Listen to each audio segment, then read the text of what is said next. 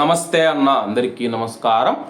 America మరియు Iran మధ్య మనం చూసుకుంటే ఈ రోజుతో కాల్పుల విరమణ ఒప్పందం సీజ్ ఫైర్ అయితే ముగుస్తూ ఉందన్నమాట. అలాగే ఈ సీజ్ ఫైర్ ముగిసే నేపథ్యంలో మనం చూసుకుంటే అమెరికా ఇరాన్కు భారీ హెచ్చరికలు జారీ చేసిందనమాట. ప్రస్తుతం మనం చూసుకుంటే కానీ ఇరాన్ ఎటువైపు రాకుండా అయితే తటస్థంగా ఉండిపోయిందనమాట.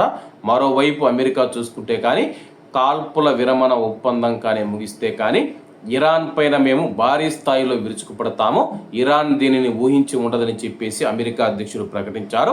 కాల్పుల విరమణ ఆగిపోతే ఇరాన్లో బాంబులు హింసాత్మకంగా పేలుతాయని చెప్పేసి పాకిస్తాన్ చర్చల్లో ఇరాన్ పాల్గొనకపోయినా పర్వాలేదు, కానీ మేము వాళ్ళను గట్టిగా దెబ్బతీస్తాము, వారు నిరాకరించినప్పటికీ ఇస్లామాబాద్కు రావడానికి మేము ఇరాన్తో అంగీకరించామని చెప్పి చర్చల దశలో ఉన్నప్పుడు ఏ నిర్ణయం తీసుకోవాలో ఇరాన్ ఆలోచించుకోవాలి.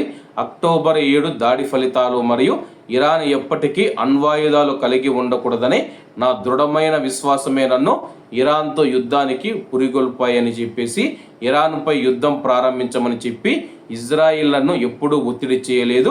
ఒకవేళ ఆ పరిస్థితి వస్తే ఇరాన్ చేయవలసింది చేస్తే గ్యాస్ ధరలు తీవ్రంగా పడిపోతాయి. ఇరాన్ కొత్త నాయకులు వివేకం ప్రదర్శిస్తే వారి దేశం గొప్ప సుసంపన్నమైన భవిష్యత్తును కలిగి ఉంటుందని చెప్పేసి అమెరికా అధ్యక్షుడు తెలిపాడనమాట.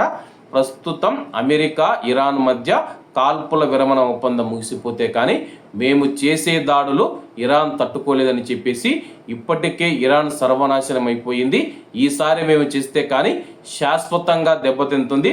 ఒక సిరియా కానీ ఆఫ్ఘనిస్తాన్ కానీ సుడాన్ కానీ ఈ దేశాలు ఏవైతే ఉన్నాయో ఆ దేశాల మాదిరిగా ఇరాన్ మారిపోతుందని చెప్పి హెచ్చరిస్తూ ఉన్నారు. మరి ఇరాన్ ఏ విధంగా స్పందిస్తుందో వేచి చూడాల్సి ఉంది. కాబట్టి అందరూ బాగుండాలి, అందులో మనం ఉండాలి. అందరికీ నమస్తే అన్న, జై హింద్.